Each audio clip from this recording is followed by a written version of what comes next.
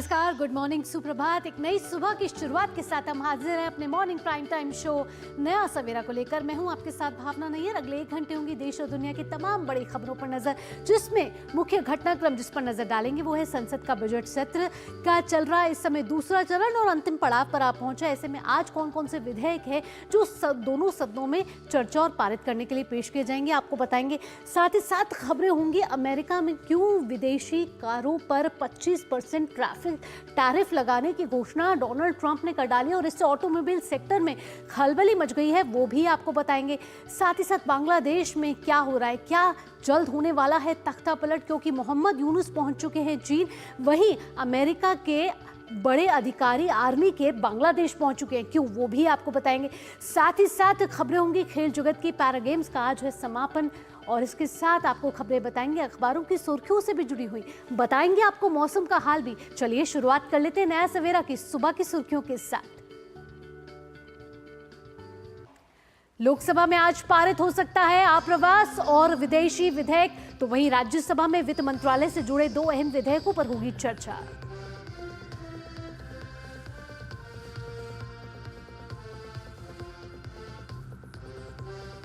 BJP नेता Anil tiger की हत्या के बाद झारखंड में विपक्ष ने खोला मोर्चा। आज रांची बंद का ऐलान, सोरेन सरकार की कानून व्यवस्था पर सवाल।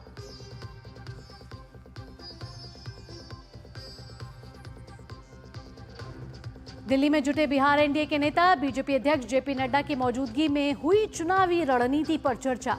बिहार में 225 सीट जीतने का दावा।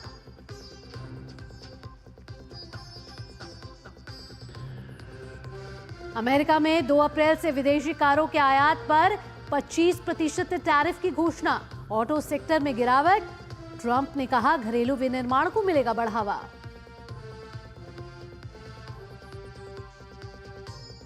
और खेल की खबरों में खेलो इंडिया पैरा गेम्स का आज समापन। अब तक 31 पदक के साथ हरियाणा शीर्ष पर, तमिलनाडु के नाम 26 और उत्तर प्रदेश के पास 22 पदक।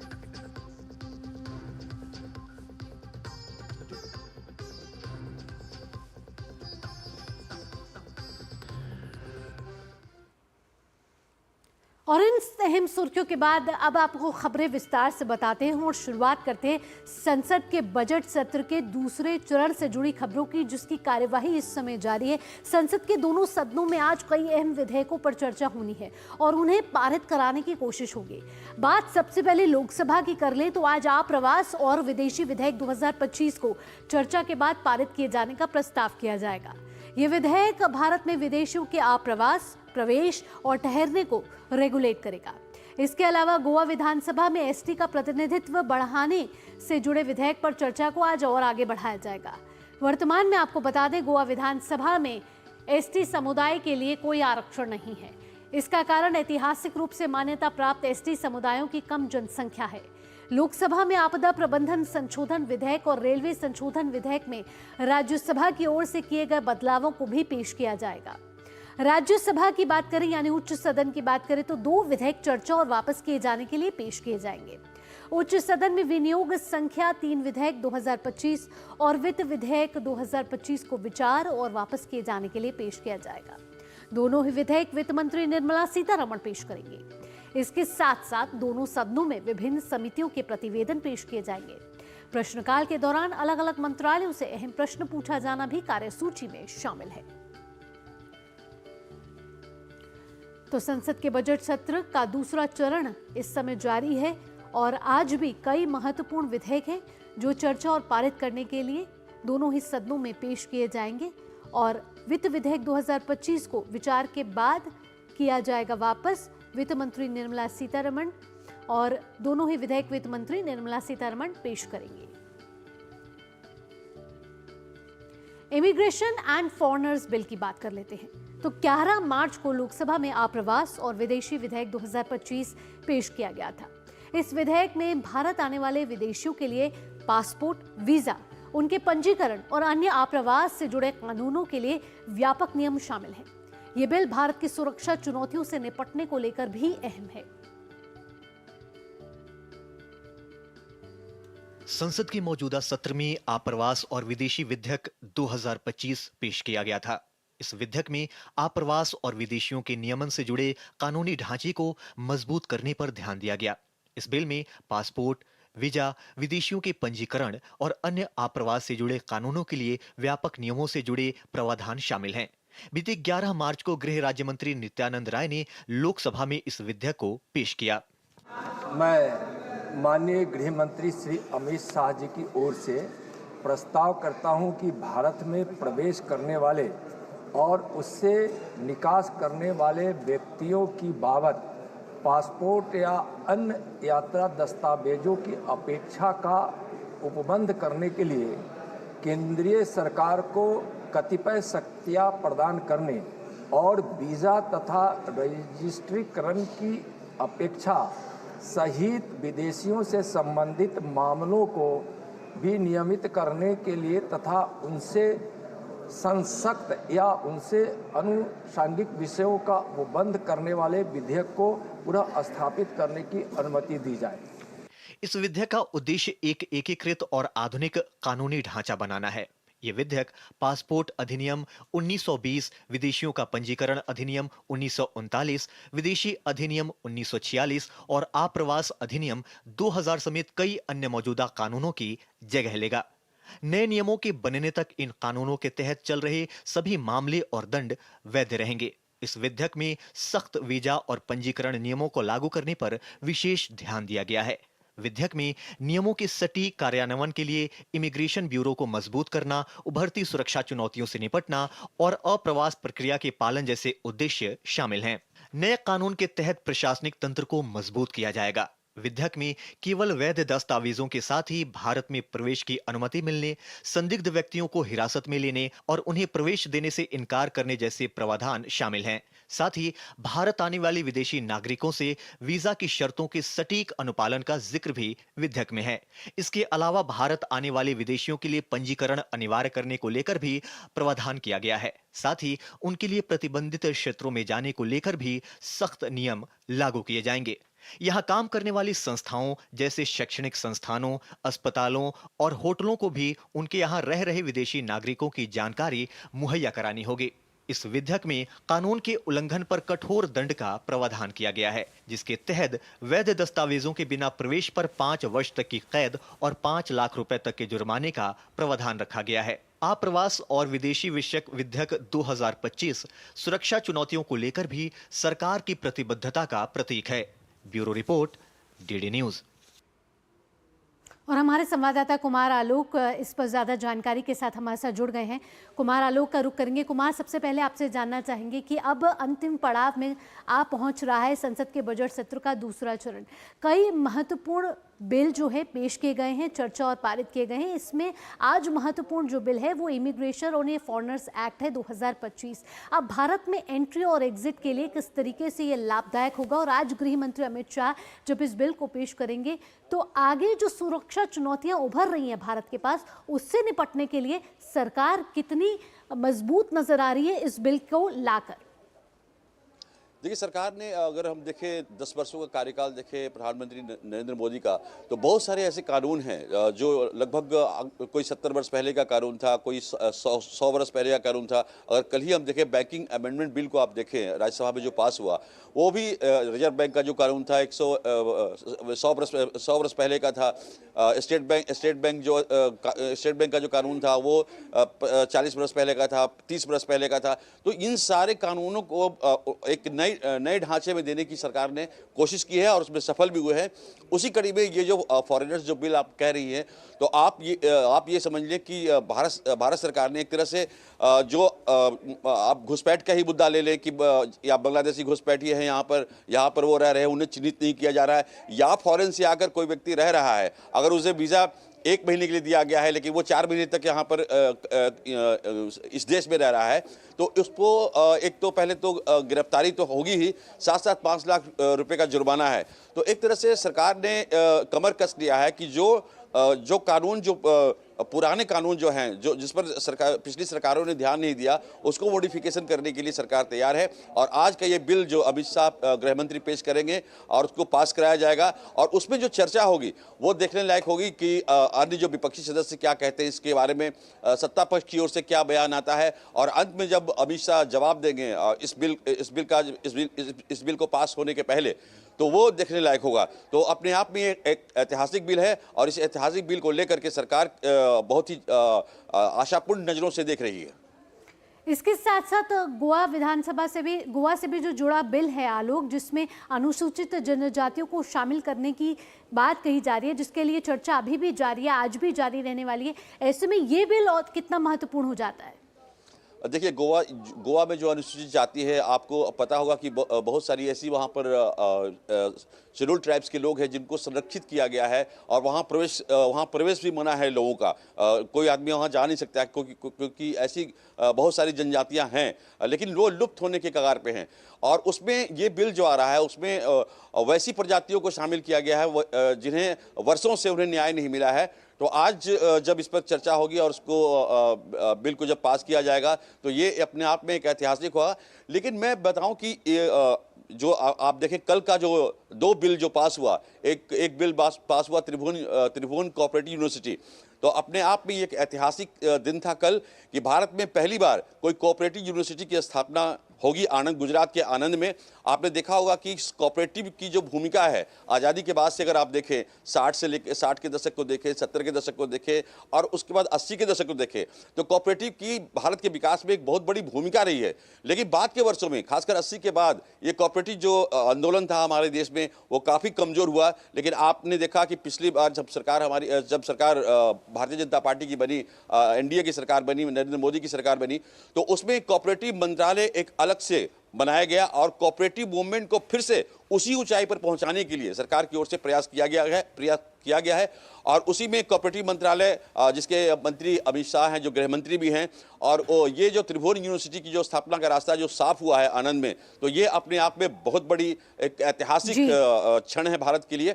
और दूसरा, जो बैंकिंग अमेंडमेंट बिल जो पास हुआ, आपने देखा कि जो जकड़न था, उस जकड़न को दूर करने की कोशिश की गई, और ये बताया गया, कल वित्त मंत्री निर्मला सीतारमण ने जब रिप्लाई उसमें किया, तो ये बताया गया कि किस तरीके से भारत ने एनपीएस, जो हमारा एनपीए है, वो कितना नीचे आया है। और उसके बाद एक जो मैं उनका नाम, पाटीदार जो है, भारतीय जनता पार्टी की राज्यसभा के मेंबर हैं, उन्होंने बहस में हिस्सा लेते हुए कहा कि ईडी के नाम पर जिस तरीके से विपक्ष बार बार आरोप लगाता रहा है कि ईडी के नाम पर विपक्षी दलों को परेशान किया जाता है, तो उन्होंने ये डाटा दिया कि ईडी के छापे में जितने लाखों करोड़ जो रुपए बरामद हुए हैं, नेताओं के साथ हो, चाहे अफसरों के साथ हो, या और भी उद्योगपतियों जिन्होंने काला धन कमाया है या काला धन रखा है, तो उससे भारतीय अर्थव्यवस्था को बहुत बड़ा लाभ मिला है। जी कुमार आलोक, तो देखा जाएगा अब जब 11 बजे सदन की कार्यवाही शुरू होगी तो कौन कौन से वो लोकहित और जनहित के मुद्दे हैं और साथ ही साथ विधेयक हैं जो दोनों ही सदनों में पेश किए जाएंगे। फिलहाल कुमार आलोक, तमाम जानकारियों के साथ आपका बहुत बहुत धन्यवाद। आगे बढ़ते हैं। केंद्रीय मंत्री गिरिराज सिंह ने लोकसभा में नेता प्रतिपक्ष और कांग्रेस सांसद राहुल गांधी के बयान की कड़ी आलोचना करते हुए संसद के आसन को बदनाम करने की उनकी आदत बन गई है, ये कहा है। दरअसल राहुल गांधी ने बुधवार को आरोप लगाया था कि उन्हें संसद में बोलने नहीं दिया जाता। बदनाम कर रहे हैं, संसद के आसन का बदनाम करना, ये उनकी आदत सी बन गई।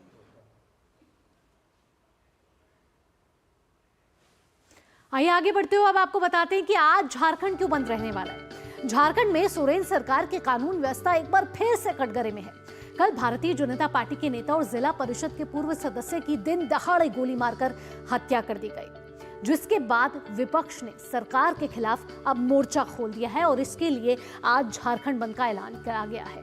भाजपा ने आज रांची बंद बुलाया है। इसका समर्थन आजसू पार्टी, लोजपा समेत कई दलों ने भी किया है। इससे पहले भी कल भाजपा समेत कई अन्य संगठनों ने समर्थकों ने आक्रोश व्यक्त करते हुए राज्य की गिरती कानून व्यवस्था को लेकर कई जगहों पर विरोध प्रदर्शन किया और राज्य सरकार के खिलाफ जमकर नारेबाजी की। इसके अलावा हत्या के विरोध में कांके ब्लॉक चौक पर परिजनों समेत स्थानीय लोगों ने जमकर प्रदर्शन किया। स्थिति का जायजा लेने के लिए देर शाम भाजपा के प्रदेश अध्यक्ष बाबूलाल मरांडी, पूर्व मुख्यमंत्री अर्जुन मुंडा और प्रदेश संगठन मंत्री कर्मवीर सिंह समेत कई नेता पहुंचे थे, जिन्होंने घटना को लेकर रोष व्यक्त किया है। हालांकि पुलिस ने हत्याकांड को अंजाम देकर भागने वाले एक आरोपी को गिरफ्तार किया है, जिससे पूछताछ जारी है।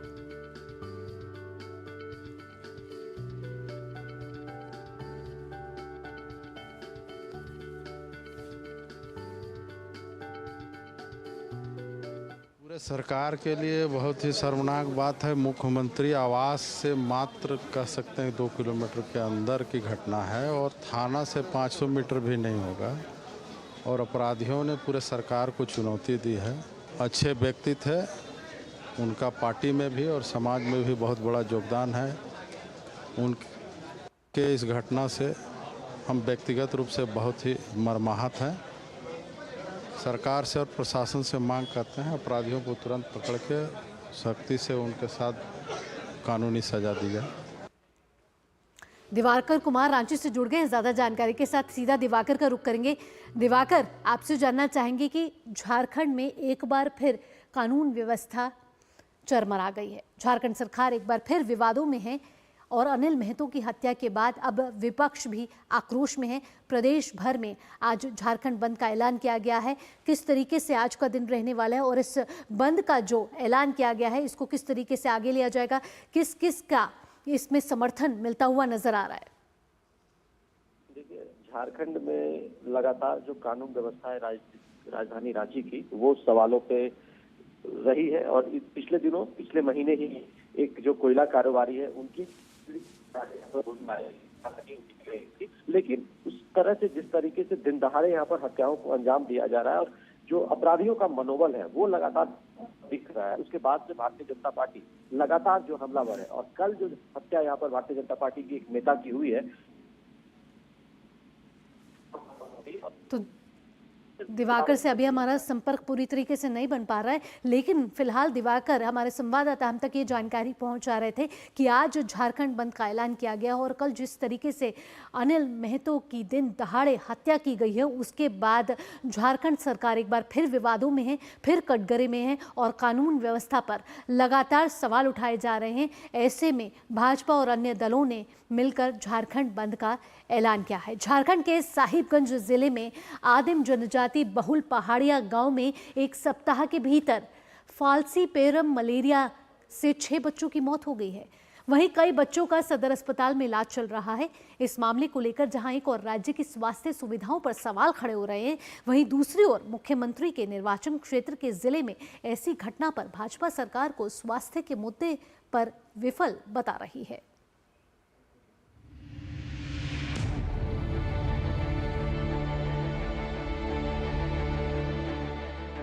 झारखंड के साहिबगंज जिले के मंडरो प्रखंड क्षेत्र के बसहा पंचायत स्थित नागर भिट्टा आदिम जनजाति बहुल पहाड़िया गांव में एक सप्ताह के भीतर फाल्सीपेरम मलेरिया की चपेट में आने से 6 बच्चों की मौत हो गई।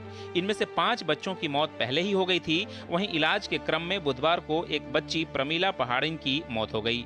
गंभीर रूप से बीमार 3 बच्चों का इलाज सदर अस्पताल में चल रहा है। बताया जा रहा है कि समय पर इलाज और पर्याप्त स्वास्थ्य सुविधाएं नहीं होने के कारण बच्चों की मौत हुई है। फिलहाल गंभीर रूप से बीमार बच्चों का इलाज सदर अस्पताल साहिबगंज में जारी है। सदर अस्पताल के शिशु रोग विशेषज्ञ फरोग हसन ने बताया कि सभी बच्चे फाल्सीपेरम मलेरिया से ग्रसित पाए गए हैं। 2 बच्चों को खून की भी आवश्यकता है। मलेरिया से ग्रसित बच्चे हमारे पास एडमिट हुए हैं और सभी बच्चे फाल्सीपेरम मलेरिया से ग्रसित हैं। उसमें से 2 बच्चों को ब्लड की भी आवश्यकता है, जो हमने एडवाइस भी किया है, और बाकी 2 बच्चे को मलेरिया का जो ट्रीटमेंट होता है प्रोटोकॉल के हिसाब से उसको दिया जा रहा है। साहिबगंज के आदिम जनजाति पहाड़िया समुदाय सुदूरवर्ती पहाड़ी इलाकों में निवास करते हैं, जहां मूलभूत सुविधाएं भी मयस्सर नहीं हैं। सिविल सर्जन प्रवीण कुमार संथालिया ने भी स्वीकार किया है कि सुगम आवागमन के साधन नहीं होने से एम्बुलेंस और स्वास्थ्य सुविधाएं मुहैया कराने में देर हो जाती है। 20 केस का ब्लड का एग्जामिन किया, जिसमें 18 केस जो है पॉजिटिव पाए गए मलेरिया से। फिर 24 तारीख को मैंने टीम बनाई, 3 टीम बनाई और 7 गांव में टोटल उन्होंने मलेरिया के लिए कवर किया, जांच किया, जिसमें नगर भिट्ठा में करीब 76 केस 37 केस जो है फिर पॉजिटिव आए। उन सभी लोग का ट्रीटमेंट किया जा रहा है, अभी सभी स्वस्थ हैं। इधर पहाड़िया समुदाय के बच्चों की मौत पर भाजपा ने राज्य की स्वास्थ्य सुविधाओं पर सवाल खड़े किए हैं। विधानसभा में नेता प्रतिपक्ष बाबूलाल मरांडी ने ट्वीट कर कहा कि साहिबगंज राज्य के मुख्यमंत्री हेमंत सोरेन के निर्वाचन क्षेत्र का हिस्सा है। जब वहां स्वास्थ्य सुविधा की ऐसी स्थिति है तो बाकी राज्य का क्या हाल होगा। मुख्यमंत्री के हाई प्रोफाइल निर्वाचन क्षेत्र वाले जिले से मामला जुड़ा होने के कारण बच्चों की मौत का मामला सुर्खियों में है और भाजपा सरकार पर हमलावर है। आपको बता दें कि कैग की रिपोर्ट आने के बाद भाजपा ने स्वास्थ्य विभाग से संबंधित धनराशि जारी करने और उपयोगिता प्रमाण पत्र प्रस्तुत करने में अनियमितता को लेकर हेमंत सरकार पर सवाल खड़े किए थे। Bureau report, DD news. और आइए अब बात बिहार बाकी। जी हाँ, दिल्ली में बिहार के एनडीए सांसदों की बैठक हुई।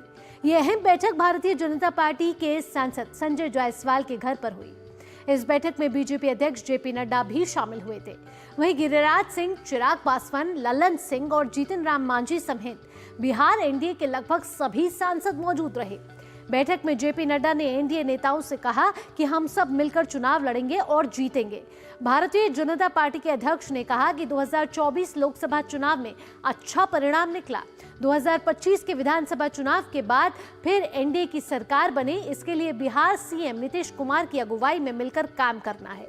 वहीं एनडीए के तमाम नेताओं का दावा है कि बिहार में 225 सीट जीतेंगे। इतना परफेक्ट कोऑर्डिनेशन है एनडीए का, आप लोकसभा चुनाव में देखें, बाय इलेक्शन में देखें और अभी पूरे बिहार में एनडीए का जिला वाइज मीटिंग हो रहा है। इससे परफेक्ट कोऑर्डिनेशन तो कभी था ही नहीं एनडीए का। डबल इंजन की सरकार जो काम कर रही है बिहार के लिए वो अनप्रेसिडेंटेड है। आज तक इतना काम नहीं हुआ।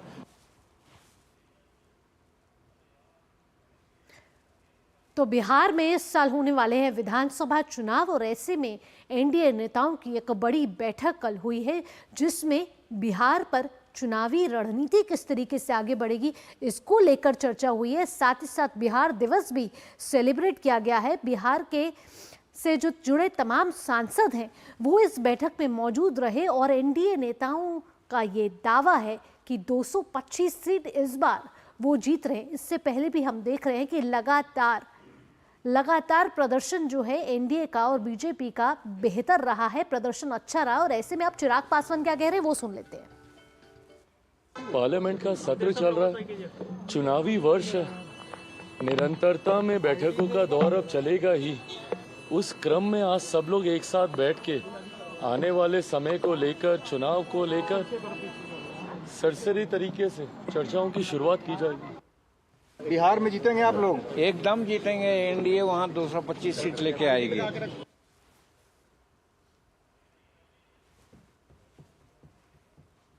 तो आपने सुना कि बिहार में किस तरीके से एनडीए नेता जो है उनमें जोश इस समय हाई लग रहा है और 225 सीट जीतने का दावा कर रहे हैं। हालांकि बिहार में चुनाव अभी दूर है लेकिन पोस्टर वॉर इस समय चल पड़ा है और जोरों पर चल रहा है।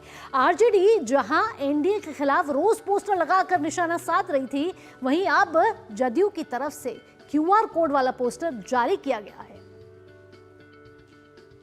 बिहार में विधानसभा चुनाव का समय जैसे जैसे नजदीक आ रहा है वैसे वैसे राजनीतिक पार्टियों के बीच सियासी लड़ाई तेज होती जा रही है। चुनाव के दौरान एक दूसरे पर हमला करने के लिए पोस्टर वॉर शुरू कर दिया है। राजद की तरफ से रोज एक पोस्टर पार्टी कार्यालय के बाहर एनडीए के खिलाफ लगाया जा रहा था, मगर एनडीए खेमे ने विरोधियों को टारगेट करने के लिए एक खास तरीका अपनाया है। दरअसल पटना की सड़कों पर आरजेडी और लालू परिवार के खिलाफ पोस्टर लगाए हैं जिस पर लिखा गया है, जंगल राज का अत्याचार भूलेगा नहीं बिहार। उनके पिताजी को तो लोग पकड़ के चलते हैं, माननीय मुख्यमंत्री जी को कोई पकड़ के तो नहीं चलते हैं, किसी के सहारे नहीं चलते हैं। वो राजनीति भी अपने बलबूते कर रहे हैं, लोगों को सेवा भी अपने बलबूते कर रहे हैं और बिहार की तरक्की भी अपने बुद्धि विवेक से कर रहे हैं। बिहार के लोग को इस बात पर एतराज है कि जो माननीय मुख्यमंत्री जी ने बिहार को इतनी ऊंचाई पर ले जाने का काम किया, उनके बारे में इस तरह का सोच रखते हैं, ये सरासर गलत है। कि पूरे बिहार और बिहारियों को शर्मसार किए, सजा याफ्ता है। और कैसा टाइगर था और कैसा था वो तो आप समझ लीजिए क्या हालत था बिहार का।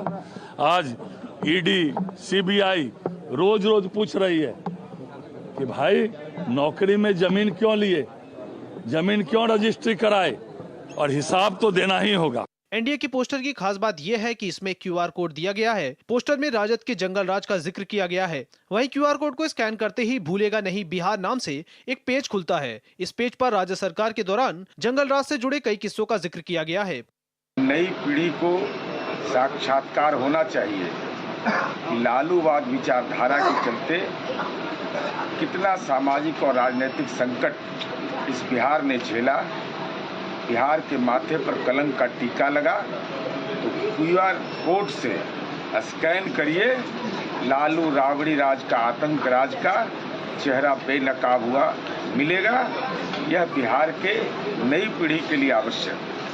बता दें कि इससे पहले पूर्व मुख्यमंत्री राबड़ी देवी के आवास के बाहर वक्फ और एनआरसी को लेकर मुख्यमंत्री नीतीश कुमार पर निशाना साधते हुए पोस्टर लगाया गया था। पोस्टर में मुख्यमंत्री नीतीश कुमार की तस्वीर भी थी। लिखा गया था, तुम तो धोखेबाज हो, वादा करके एनआरसी पर हम तुम्हारे साथ नहीं, वक्फ पर तो बिल्कुल भी साथ नहीं, वोट लेंगे तुम्हारा लेकिन साथ नहीं देंगे। विधानसभा चुनाव को लेकर बिहार में राजनीति गर्म है। इसका असर बिहार विधानमंडल के बजट सत्र में भी देखने को मिला। इस बीच रमजान में दावत इफ्तार को लेकर भी सियासी पारा उबाल पर देखने को मिल रहा है। पटना से मधुरेश नारायण की रिपोर्ट, डीडी न्यूज। तो बिहार में विधानसभा चुनाव में अभी वक्त जरूर बाकी है, लेकिन तैयारियां जोरों पर चल रही हैं और ऐसे में पोस्टर वॉर से सियासी सरगर्मी अब और तेज हो गई है। यहां रुक रहे एक छोटे से ब्रेक के लिए। ब्रेक के बाद भी खबरों के सिलसिले को यूं ही जारी रखेंगे। आप देखते रहिए नया सवेरा।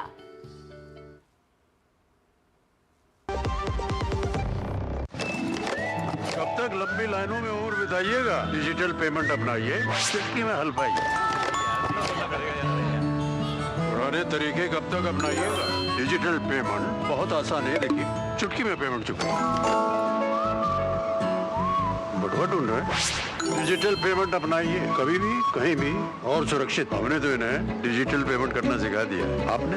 आरबीआई कहता है कि डिजिटल पेमेंट अपनाओ, औरों को भी सिखाओ। मेरी पसंद, मेरी पसंद, मेरी पसंद, मेरी पसंद, हमारी पसंद, हम सबकी पसंद। मजबूत देश का मजबूत सरिया हो गया स्टील। ब्रेक के बाद आपका स्वागत है। आप देख रहे हैं नया सवेरा। विदेश मंत्री डॉक्टर एस जयशंकर ने भारत चीन संबंधों पर कहा है कि मतभेदों को विवाद में नहीं बदलना चाहिए और प्रतिस्पर्धा को टकराव का रूप नहीं लेना चाहिए। उन्होंने कहा कि हम कई मुद्दों पर प्रतिस्पर्धा करते हैं, लेकिन इसका मतलब ये नहीं है कि हमारे बीच संघर्ष हो। दिल्ली में आयोजित एशिया सोसाइटी के अध्यक्ष और मुख्य कार्यकारी अधिकारी डॉक्टर क्यूंग वा कॉन्ग के साथ बातचीत में उन्होंने ये बात कही है। वार्ता के दौरान विदेश मंत्री ने भारत अमेरिका संबंधों को लेकर कहा कि प्रधानमंत्री नरेंद्र मोदी की वॉशिंगटन यात्रा के दौरान राष्ट्रपति डोनाल्ड ट्रंप के साथ हुई चर्चाओं से कई सकारात्मक बदलाव देखने को मिले, जो भारत के हित में है। What happened in 2020 was actually very traumatic for the relationship. We don't think this period serves the interests of either India or China. Differences should not become disputes, and that competition should not become conflict. That we can differ on many issues. Yes. We do compete on many issues. But because we compete doesn't mean that there should be a conflict. We feel that from October of last year, the relationship has seen some improvement. What we are trying step by step is to see if we can rebuild, undo some of the damage which happened as a result of their actions in 2020, and we can rebuild the relationship. And we genuinely, sincerely think that this is in our mutual interest. तो एक तरफ जहां भारत चीन संबंधों में गर्माहट देखने को मिल रही है, वहीं दूसरी तरफ भारत और अमेरिका टैरिफ पर आगे वार्ता करता हुआ भी नजर आ रहा है। तो ये दोनों ही जो कूटनीतिक रिश्ते हैं वो मजबूत होते हुए, प्रगाढ़ होते हुए नजर आ रहे हैं। अब नया सवेरा में आगे बढ़ते हैं, बात कर लेते हैं उत्तर प्रदेश की संभल की। संभल की जामा मस्जिद में सर्वे के दौरान हिंसा भड़काने के आरोप में जेल भेजे गए जामा मस्जिद इंतजामिया कमेटी के सदर एडवोकेट जफर अली की जमानत याचिका पर आज सुनवाई होनी है। जमानत याचिका पर यह सुनवाई अपर जिला एवं सत्र अदालत में होगी। जफर अली की गिरफ्तारी 23 मार्च को हुई थी, जिसके बाद हुई सुनवाई में सिविल जज आदित्य सिंह ने जफर की जमानत याचिका खारिज कर दी थी। दरअसल जफर अली पर सर्वे के दौरान भीड़ को उकसाने का आरोप है उस पर भारतीय न्याय संहिता की धारा 230 और 231 के साथ अन्य कई धाराओं में मुकदमे दर्ज किए गए हैं।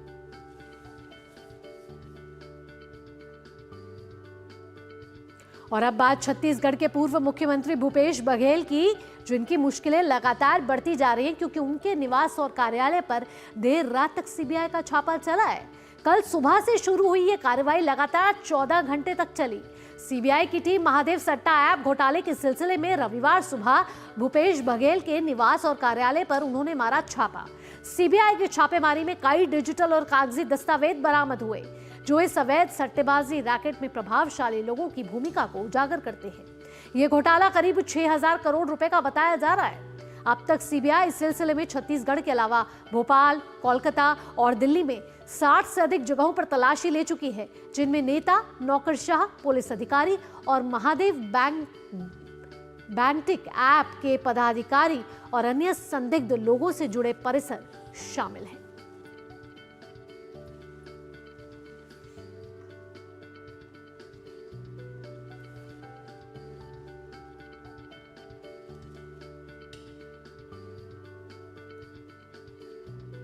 और इन सभी खबरों के बाद आइए अब आपको लिए चलते हैं एक सुंदर बगीचे की ओर। बात करते हैं श्रीनगर में डल झील के ऊपर जबरवान रेंज की तलहटी में स्थित ट्यूलिप गार्डन की, जो आम लोगों के लिए खोल दिया गया है। आप मेरे पीछे देख रहे हैं कि ये ट्यूलिप गार्डन कितना खूबसूरत लग रहा है। इसे एशिया का सबसे बड़ा ट्यूलिप गार्डन कहते हैं। ट्यूलिप गार्डन के खुलने से ही ट्यूलिप शो 2025 की भी शुरुआत हो गई है। जम्मू कश्मीर के मुख्यमंत्री उमर अब्दुल्ला ने गार्डन का उद्घाटन किया।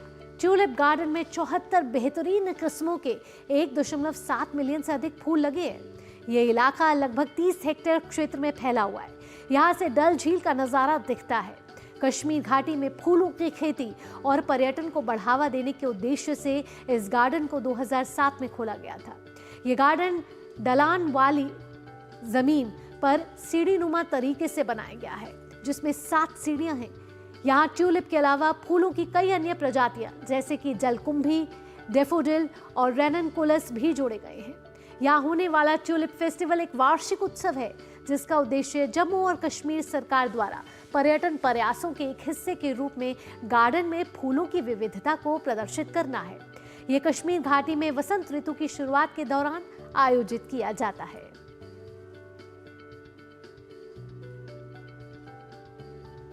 आने के बाद मुझे मिला है फ्लावर देखने को मिला है, और सबसे ज्यादा मुझे ये ऑरेंज कलर का फ्लावर माइंड ब्लोइंग लगा। इसके बाद जो वाटरफॉल्स वाला मुझे बहुत ही पसंद है, लेकिन हाँ कुछ मतलब फ्लावर्स अभी तक नहीं आए, लेकिन बोलते हैं ना नसीब अच्छा है तो मिल जाते हैं, तो आज नसीब अच्छा है तो फ्लावर देखने को मिल गया। हम लोग काफी जगह हर साल घूमते रहते हैं, पर कश्मीर आना, उसमें यहाँ ट्यूलिप गार्डन आना, ये अपने आप में एक बेहतरीन अनुभव है। ये अविस्मरणीय जिसको बोलते हैं एक्सपीरियंस है, लाइफ टाइम एक्सपीरियंस है। आप लाइफ में कभी भी आंखें बंद कर लो, ये पूरे चित्र, ये पूरे गार्डन के फूल आपके आंखों में आप घूमते रहेंगे, ये पूरी जिंदगी भर ताउम्र आपके मेमोरी में रहेंगे। पूरा ट्यूलिप गार्डन प्लस कश्मीर एक हेवन है, इसके जैसी ब्यूटी और कहीं मैंने देखी नहीं है। इंडिया में बहुत जगह घूमे हैं, बहुत जगह गए हैं, बट कश्मीर जगह मींस डेफिनेटली ये तो हम शब्दों में बयान नहीं कर सकते, इतना सुंदर है। पर्यटन को बढ़ावा देने के लिए दिल्ली में एक बड़े कार्यक्रम का आयोजन किया गया है। Federation of hotel and restaurant association of India and PhD chamber of commerce ने इसका आयोजन किया है। दूसरे टूरिज्म सस्टेनेबिलिटी समिट का केंद्रीय पर्यटन मंत्री गजेंद्र सिंह शेखावत ने उद्घाटन किया। उन्होंने इस मौके पर कहा कि पर्यटन की स्थिरता के लिए पर्यावरण संरक्षण सभी की जिम्मेदारी है। पर्यटन उद्योग से जुड़े देश विदेश के बड़े पेशेवर और उद्योग प्रतिनिधि जुटे। Federation of hotel and restaurant association of India और पीएचडी चैम्बर ऑफ कॉमर्स ने नई दिल्ली में दूसरे टूरिज्म सस्टेनेबिलिटी समिट 2025 का आयोजन किया। केंद्रीय मंत्री गजेंद्र सिंह शेखावत ने इसका उद्घाटन किया। इस दौरान उन्होंने पीएचडी सीसीआई, एफएचआरएआई नॉलेज बुक और जीआरटी होटल्स सस्टेनेबिलिटी प्रैक्टिसेस पुस्तक का लोकार्पण किया। उन्होंने कहा कि भारत की अर्थव्यवस्था के साथ ही पर्यटन क्षेत्र भी दोगुनी रफ्तार से आगे बढ़ रहा है, लेकिन इस रफ्तार के बीच पर्यावरण संरक्षण भी सभी की सामूहिक जिम्मेदारी है। Each and every stakeholder and part and partial जब तक उसकी रिस्पॉन्सिबिलिटी नहीं लेगा, तब तक हम इस इतनी बड़ी चुनौती का समाधान नहीं कर पाएंगे। और मुझे बहुत प्रसन्नता है कि इंडस्ट्री लीडरशिप लेकर के अपना रोल निभाने के लिए उसमें इस तरह के समसामयिक कंटेम्पररी सब्जेक्ट्स पर बातचीत करना शुरू करते, चिंता करते, विचार करते। FHRAI के अध्यक्ष के श्याम जाजू ने कहा कि संरक्षित पर्यावरण से ही पर्यटन विकास संभव है, इसलिए सतत पर्यावरण के लिए प्रयास होना लाजमी है। वहीं PhD चैम्बर ऑफ कॉमर्स के अध्यक्ष हेमंत जैन ने कहा कि विकसित भारत बनाने के लिए सतत पर्यावरण समय की मांग है। Today, among the Fortune 500 companies which you talk about today, at least 400 of them are only buying sustainable products.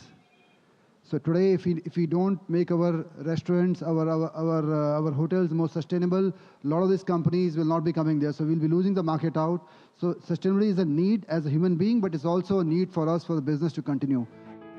अपनी समृद्ध विरासत, सांस्कृतिक विविधता और संभावनाओं से भरा भारत का पर्यटन उद्योग वैश्विक पसंदीदा जगह के रूप में उभर रहा है। 2047 तक 100 मिलियन आवक पर्यटकों का लक्ष्य बनाया गया है।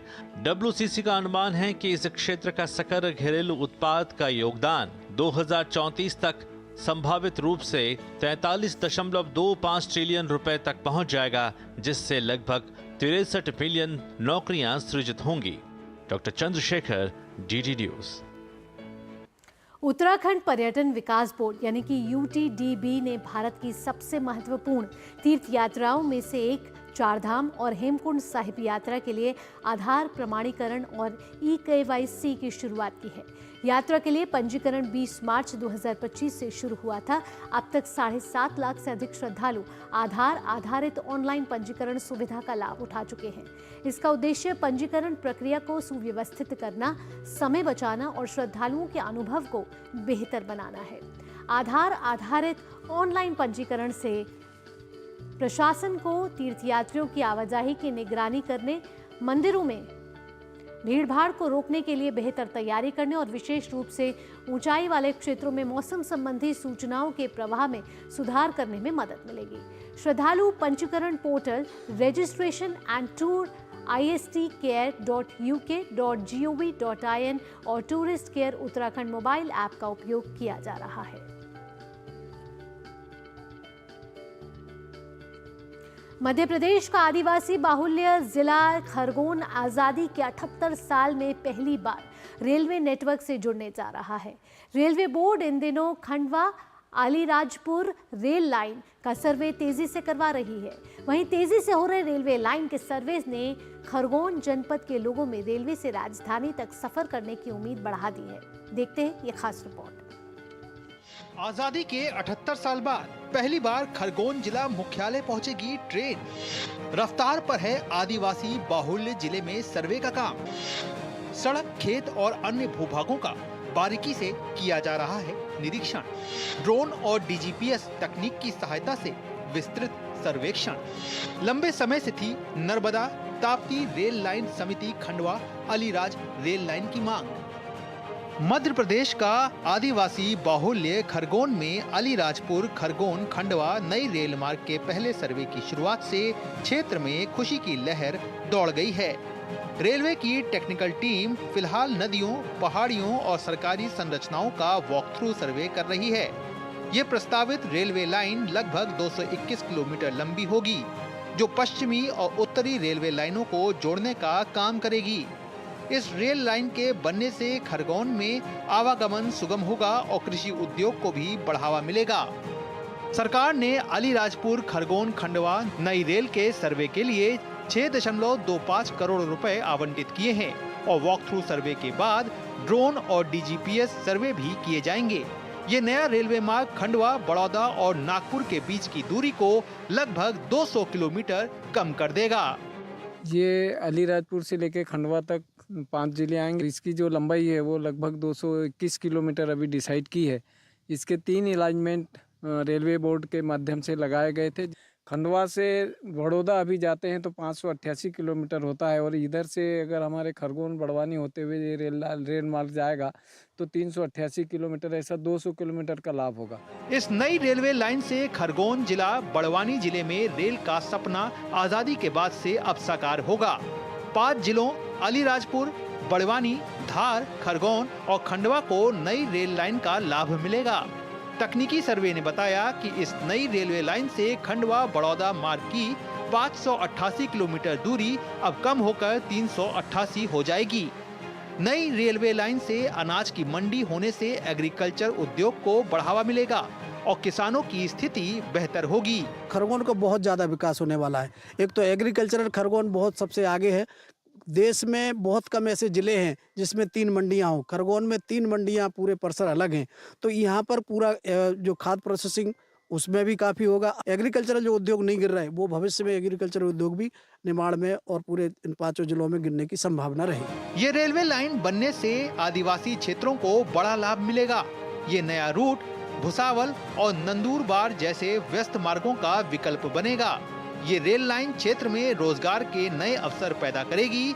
इसके साथ ही ये क्षेत्र में आर्थिक विकास को बढ़ावा देने और लोगों के जीवन को बेहतर बनाने में मदद करेगी। खरगोन के लोगों के लिए रेलवे लाइन का सपना अब जल्द ही हकीकत बनेगा।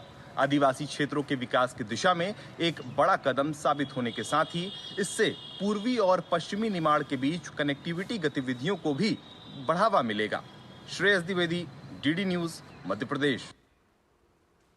वक्त हो गया एक छोटे से ब्रेक का। ब्रेक के बाद होगी बात अखबारों की सुर्खियों की। आप कहीं मत जाइएगा, देखते रहिए नया सवेरा।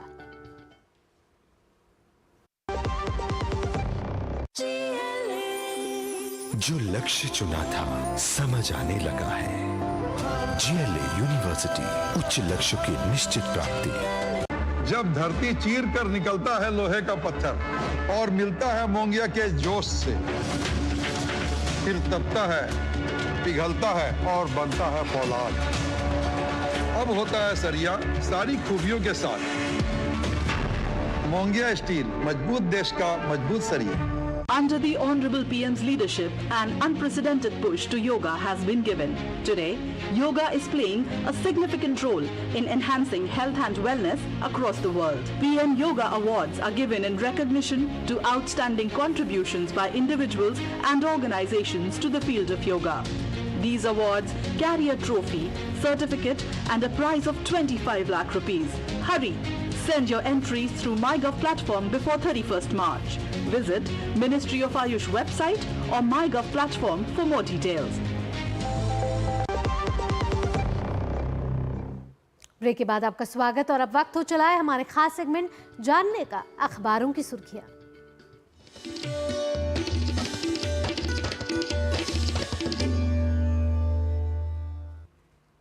अखबारों की सुर्खियां जानने के लिए सीधा लिए चलते हैं आपको हमारे स्टूडियो, जहां मौजूद है मेरी सहयोगी साइमा। सुप्रभात। अगर आज के अखबारों की सुर्खियों की बात करें तो कौन से विभिन्न क्षेत्रों की वो खबरें हैं जिन्हें आज अखबारों में मुख्य रूप से जगह दी गई है? गुड मॉर्निंग भावना और हमारे दर्शकों को सुप्रभात। और अखबारों की सुर्खियों के साथ मैं हूं साइमा खान। आपको बता दें कि केंद्रीय सहकारिता मंत्री अमित शाह ने जिस तरह से सहकारिता क्षेत्र में बड़े आंदोलन की घोषणा की है, उसी की खबर को अखबारों ने यहाँ पर सुर्खियाँ बनाया है। हिंदुस्तान की यहाँ से हमने खबर ली है, जहाँ आपको बता दें कि कल सदन में त्रिभुवन सहकारी विश्वविद्यालय के लिए बिल पास हुआ है और उन्होंने कहा है कि आज़ादी के 75 वर्ष बाद देश को पहला सहकारिता विश्वविद्यालय ये मिलने जा रहा है और इससे सहकारी आंदोलन में एक नए रक्त का संचार होगा। और एक और बात जो सहकारिता में चेंज की गई है वो है केंद्र सरकार जल्द ही एक ऐप आधारित सहकारिता टैक्सी सेवा शुरू करने की तैयारी कर रही है, जो ओला, उबर जैसी 2 पहिया और 4 पहिया टैक्सी संचालित होगी। तो ये बड़ी खबर है और खुशी की बात है कि इस तरह के बदलाव हो रहे हैं। यहाँ हमने एक दूसरी खबर ली है। बता दें आपको कि ट्रंप ने भारत के चुनाव सुधार को सराहा है। जी हाँ, अमेरिका के राष्ट्रपति डोनाल्ड ट्रंप ने देश की चुनाव प्रणाली में सुधार के लिए जो उदाहरण दिए हैं उसमें भारत और ब्राज़ील का उन्होंने उदाहरण पेश किया है। उन्होंने कहा है, मंगलवार को उन्होंने चुनाव सुधार से जुड़े आदेश पर हस्ताक्षर करते हुए कहा कि भारत ब्राज़ील मतदाताओं की जानकारी को बायोमेट्रिक प्रणाली से जोड़ने की कवायद कर रहा है और अमेरिका में ऐसी कोई व्यवस्था नहीं है। यहाँ नागरिकता के लिए खुद से सत्यापन की व्यवस्था है। अमेरिका ज़रूरी और सुरक्षित चुनाव मानक तैयार करने में विफल रहा है। उन्होंने ये बात कही है। इन्होंने ये बात जो है चुनाव सुधारों के लिए अभी जो हाल ही में चुनाव आयोग ने कहा था कि आधार कार्ड और मतदाता पहचान पत्र को आपस में जोड़ने का विचार हो रहा है, उसी के आधार पर उन्होंने ये बात कही है। आगे बढ़ते हैं, स्वास्थ्य के क्षेत्र में भी कई बदलाव देखने को मिल रहे हैं, जहां आपको बता दें कि कैंसर में MRI और रेडियोथेरेपी अब एक साथ होगी। एम्स ने स्वदेशी लीनियर एक्सेलरेटर मशीन लगेगी, जहां पर MRI और रेडियोथेरेपी एक साथ होगी। पहले ये अलग अलग हुआ करती थी और इससे क्या होता था कि इस तरह से छोटे बच्चे बहुत ज़्यादा घबरा जाते थे और छोटे बच्चे बार बार MRI मशीन के अंदर जाने से उनका तनाव बढ़ता था और इससे खर्च भी अधिक होता था, लेकिन अब इसमें बदलाव होने जा रहा है। स्वास्थ्य से जुड़ी हुई एक और बदलावकारी पहल यहाँ पर हुई है। ड्रोन से कॉर्निया ट्रांसपोर्ट किया गया है और इसका सफल प्रशिक्षण हुआ है। दरअसल ये हरियाणा के सोनीपत और झज्जर में किया गया, जहाँ से कॉर्निया ड्रोन के जरिए ट्रांसपोर्ट किया गया। अगर ये सड़क से जाता तो इसमें कम से कम 2 से ढाई घंटे लगते, लेकिन ड्रोन से इसमें सिर्फ 40 मिनट लगे हैं। तो ये भी एक अच्छी पहल हुई है। आगे बता दें आपको, दिल्ली से यहाँ पर खबर है। आप सभी जानते हैं कि दिल्ली में ट्रांसपोर्ट फ्री है, यानी कि बसों में महिलाओं का सफ़र फ्री है। उसी में कुछ बदलाव किए जा रहे हैं। अब केवल दिल्ली की महिलाएं ही कर पाएंगी बसों में फ्री सफ़र और मिलेगा उनको स्मार्ट कार्ड, और इसके लिए पूरी तरह से एक बाकायदा एक कवायद चलाई जाएगी। वेरिफिकेशन किया जाएगा और सरकार अब पिंक टिकट बंद करेगी और उसकी जगह पर स्मार्ट कार्ड जारी किए जाएंगे जो महिलाओं के पास होंगे। आगे बढ़ते हैं, मौसम के हवाले से भी यहाँ पर खबर है। आप देख रहे हैं कि दिल्ली का पारा दिन ब दिन बढ़ता जा रहा है और मार्च में ही पारा 40 डिग्री के करीब पहुँच गया है। और मौसम विज्ञान विभाग ने अब बताया है कि लू के दिनों की संख्या अब दोगुनी होने की आशंका है, यानी कि दिल्ली में अब गर्मी ज़्यादा पड़ेगी और दिल्ली वालों को इसके लिए तैयार रहना चाहिए। तो ये थी अखबारों की सुर्खियाँ जो हमने आपके लिए चुनी थी। साइमा, धन्यवाद इन अखबारों की सुर्खियों को हमारे दर्शकों तक इतने कम समय में पहुंचाने के लिए। नया सवेरा में आगे बढ़ते हुए बात कर लेते हैं अब अंतर्राष्ट्रीय खबरों की।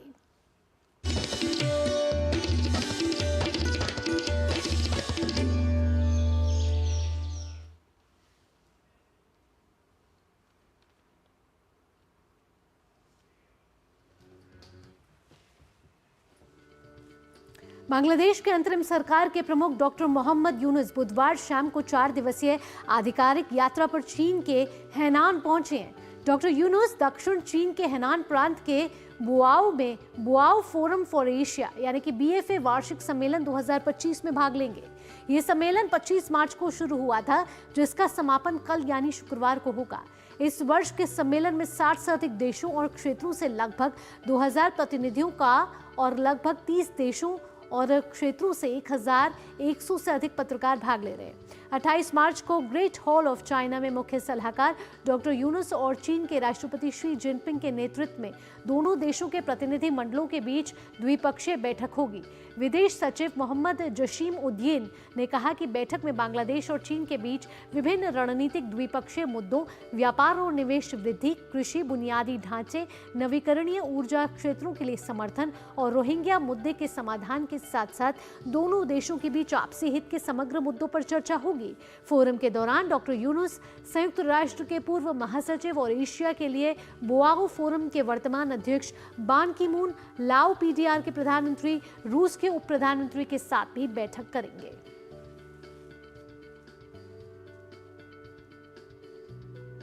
भारत का पड़ोसी देश नेपाल आंखों के किफायती इलाज का एक क्षेत्रीय केंद्र बनकर उभरा है। ये भूटान, बांग्लादेश और भारत के सीमावर्ती राज्यों से मरीजों को आकर्षित कर रहा है। नेपाल यहां आंखों की किफायती उपचार और देखभाल से पड़ोसी देशों के रोगियों को आकर्षित कर रहा है। विदेशी मरीजों ने नेपाल नेत्र ज्योति संघ द्वारा संचालित 28 नेत्र अस्पतालों और 224 नेत्र उपचार केंद्रों में उपचार किया। नेपाल नेत्र ज्योति संघ के आंकड़ों के अनुसार 2024 में 9,07,071 विदेशी नागरिकों ने आंखों की जांच कराई और 1,62,845 विदेशी रोगियों ने आंखों की सर्जरी कराई। कुल मिलाकर नेपाली नागरिकों सहित 32,68,034 नेत्र रोगियों ने आंखों की जांच कराई, जबकि 2024 में विभिन्न नेत्र देखभाल केंद्रों पर 2,58,575 रोगियों ने आंखों की सर्जरी कराई।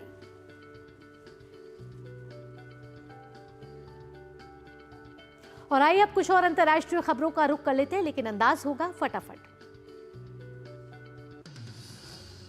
अमेरिका के राष्ट्रपति डोनाल्ड ट्रंप ने ऑटो आयात पर 25% टैरिफ का ऐलान किया है। ट्रंप ने कहा है कि इस कदम से अमेरिकी आर्थिक वृद्धि को बढ़ावा मिलेगा, लेकिन ट्रंप के इस कदम से बाजार में उतार चढ़ाव देखने को मिल रहा है। ऑटो सेक्टर के कई शेयरों में गिरावट आई है।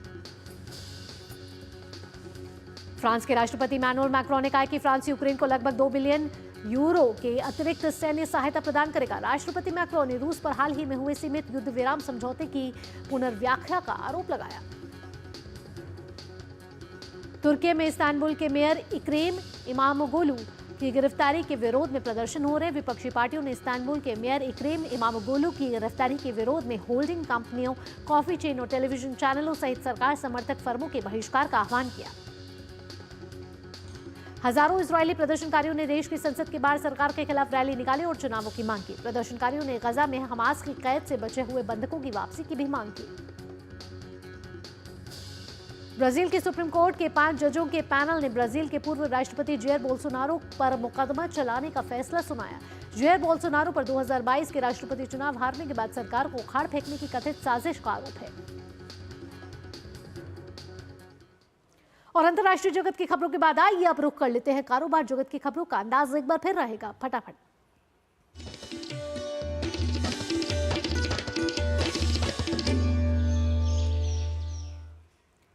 केंद्र सरकार आज वाणिज्यिक कोयला खदान नीलामी के 12वें चरण की शुरुआत करने जा रही है। इस नीलामी के तहत कुल 25 कोयला खदानों की पेशकश की जाएगी। इनमें 2 लिग्नाइट खदानें भी शामिल हैं। आरबीआई ने वित्त वर्ष 2025-26 के लिए रेपो रेट निर्धारित करने के लिए होने वाली मौद्रिक नीति समिति की बैठक का शेड्यूल जारी कर दिया है। नए वित्तीय वर्ष में एमपीसी की पहली बैठक 7 और 9 अप्रैल 2025 को होगी। कॉर्पोरेट कार्य मंत्रालय प्रधानमंत्री इंटर्नशिप योजना के लिए आज कैंडिडेट ओपन हाउस की मेजबानी करेगा। इस संवादात्मक ओपन हाउस में शामिल उद्योग विशेषज्ञ आवेदकों के प्रश्नों की उसी वक्त उत्तर देंगे। साल 2024 में भारत का चाय निर्यात बढ़कर रिकॉर्ड 25.467 करोड़ किलोग्राम पर पहुंच गया है और भारत विश्व में इसका तीसरा सबसे बड़ा निर्यातक रहा। केंद्र सरकार ने 1 अप्रैल से सभी राज्यों और केंद्र शासित प्रदेशों के व्यापारियों, थोक विक्रेताओं, खुदरा विक्रेताओं और प्रसंस्करणकर्ताओं के लिए गेहूं के स्टॉक की साप्ताहिक रिपोर्टिंग अनिवार्य कर दी है। इससे खाद्य सुरक्षा के प्रबंधन और बाजार में कालाबाजारी को रोकने में मदद मिलेगी। भारत की सबसे बड़ी एयरलाइन इंडिगो लगातार तीसरे महीने देश की सबसे पंक्चुअल एयरलाइन बनी है। एविएशन रेगुलेटर डीजीसीए के फरवरी 2025 के आंकड़ों के मुताबिक दिल्ली, मुंबई, बेंगलुरु और हैदराबाद जैसे मेट्रो एयरपोर्ट्स पर इंडिगो की करीब 80% फ्लाइट्स समय पर रही। और अब खबरें होंगी खेल जगत से हमारे खास सेगमेंट स्पोर्ट्स ट्रैक में।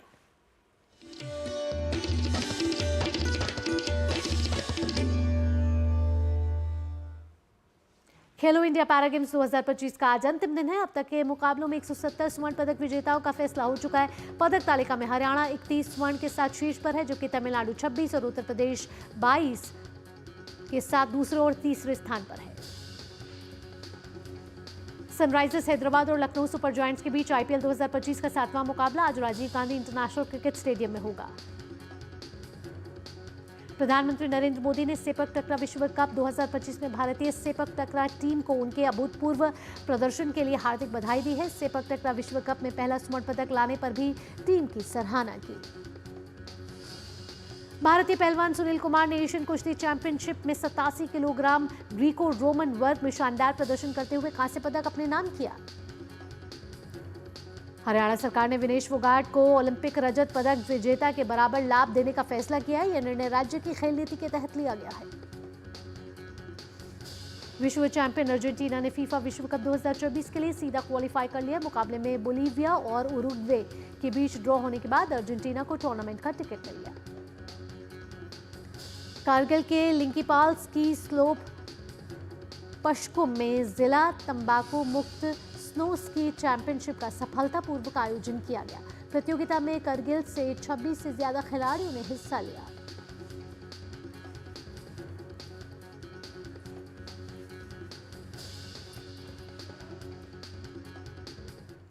और नया सवेरा में अब बात कर लेते हैं मिजाज मौसम की और जानते हैं आपके शहर का न्यूनतम और अधिकतम तापमान।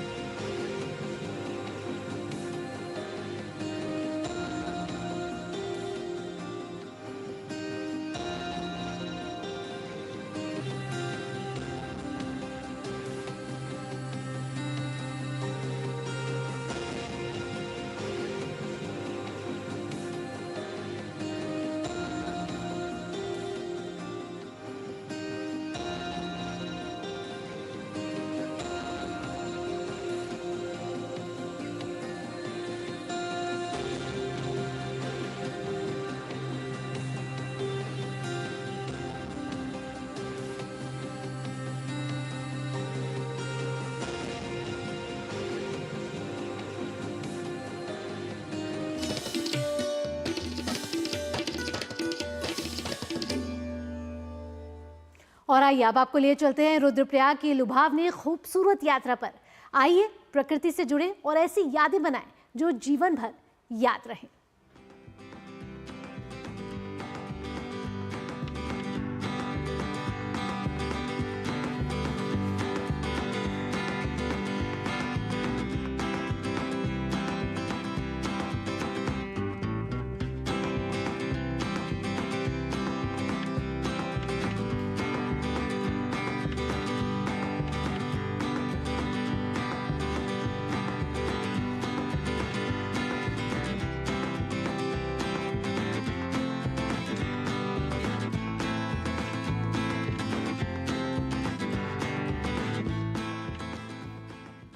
पूरी दुनिया के रंगकर्मी धूमधाम से विश्व रंगमंच को मना रहे हैं।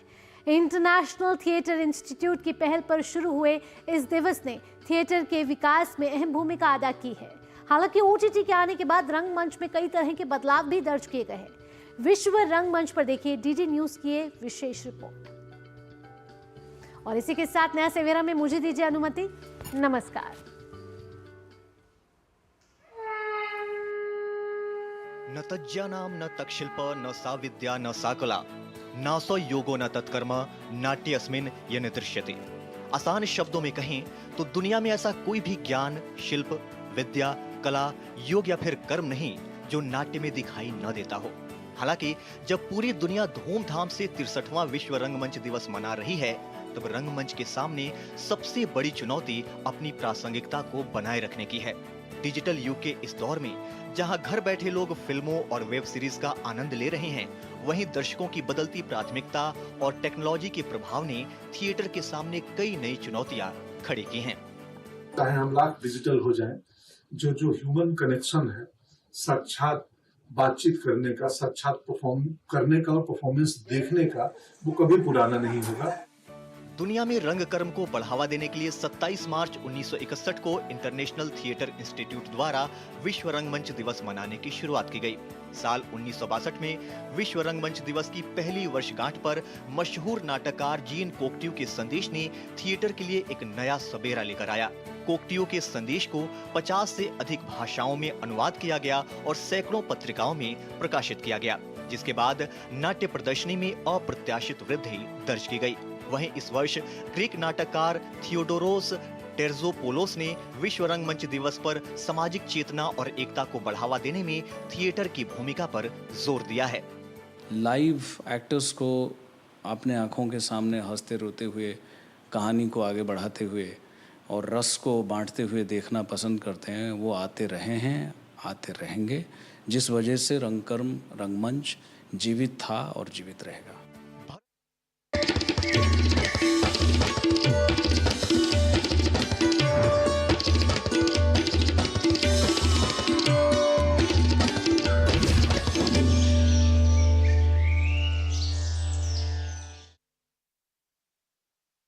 बाजार एक क्रांतिकारी ऑनलाइन बाजार जो वैश्विक मनोरंजन के क्षेत्र में पेशेवरों, कारोबारियों और रचनाकारों को जोड़ने के लिए ही डिजाइन किया गया है। ये एक होलिस्टिक बाजार है जहां सबको मौका मिलेगा, हर की क्रिएटिविटी को मौका मिलेगा। छोटे शहरों की कहानियां बिल्कुल लोगों को सबसे ज्यादा पसंद आती है। इंडिया में इतनी टैलेंट है कि ये वर्ल्ड ओवर ये पूरी ग्लोबल मार्केट को कैप्चर कर सकती है। तो मेरे को तो इसमें पॉसिबिलिटीज एकदम एंडलेस लगती हैं। Fantastic opportunity for filmmakers, not just filmmakers, people like us who are presenters, who are producers, buy content at the Waves Bazaar.